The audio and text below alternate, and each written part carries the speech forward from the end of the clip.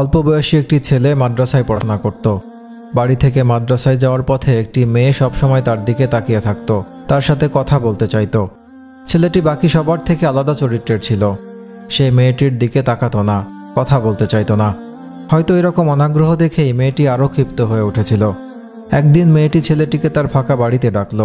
ছেলেটি স্বাভাবিকভাবেই রাজি হলো না। কিছুদিন পর মেয়েটি একটি কৌশল অবলম্বন করল।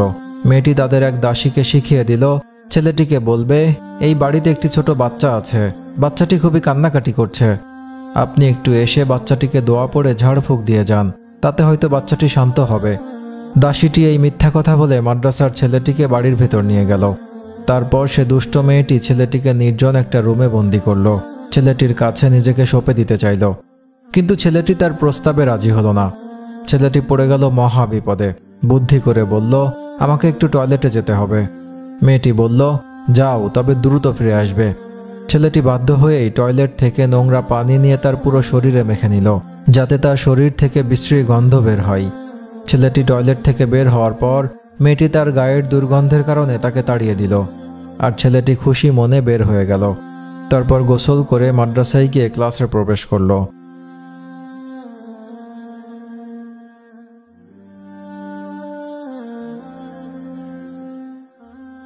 ক্লাস চলাকালীন সময়ে হঠাৎ শিক্ষক বললেন, তোমাদের মধ্যে কে আজকে এমন সুগন্ধি লাগিয়ে এসেছো যে পুরো ক্লাস সুগন্ধময় হয়ে আছে?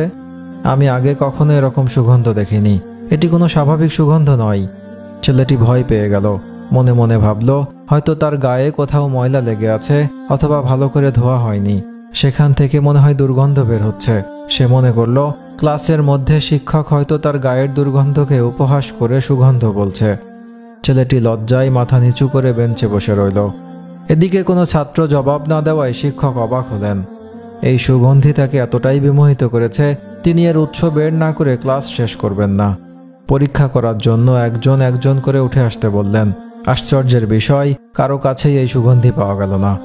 অতঃপর শিক্ষক মহোদয় দেখলেন একটা ছেলে ক্লাসের সর্বশেষ বেঞ্চে মাথা নিচু করে বসে আছে। শিক্ষক ছেলেটিকে কাছে ডাকলেন। ছেলেটি কাছে আসলো।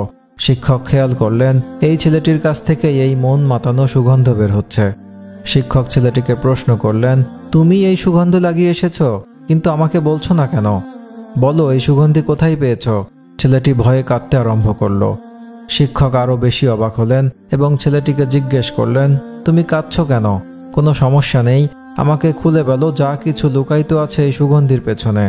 আমি তোমাকে কথা দিচ্ছি, তোমাকে আঘাতও করব না। ছেলেটি সম্পূর্ণ ঘটনা শিক্ষককে বলল। সবকিছু শুনে শিক্ষক ছেলেটিকে বুকের সাথে জড়িয়ে ধরে অঝোর ধারায় কাঁদতে শুরু করলেন। তারপর মাদ্রাসার সকল ছাত্রদের ডেকে বললেন, তোমাদের কেউ যদি একজন জান্নাতি সাথী দেখতে চাও, তাহলে আমার এই ছাত্রটিকে দেখো। আল্লাহর ভয় আর তাকওয়ার পরীক্ষায় সে এই বয়সেই কিভাবে উত্তীর্ণ হয়েছে, যার নমুনা স্বরূপ আল্লাহ তাআলা তার শরীরে জান্নাতি সুবাস ঢেলে দিয়েছেন। সুবহানাল্লাহ।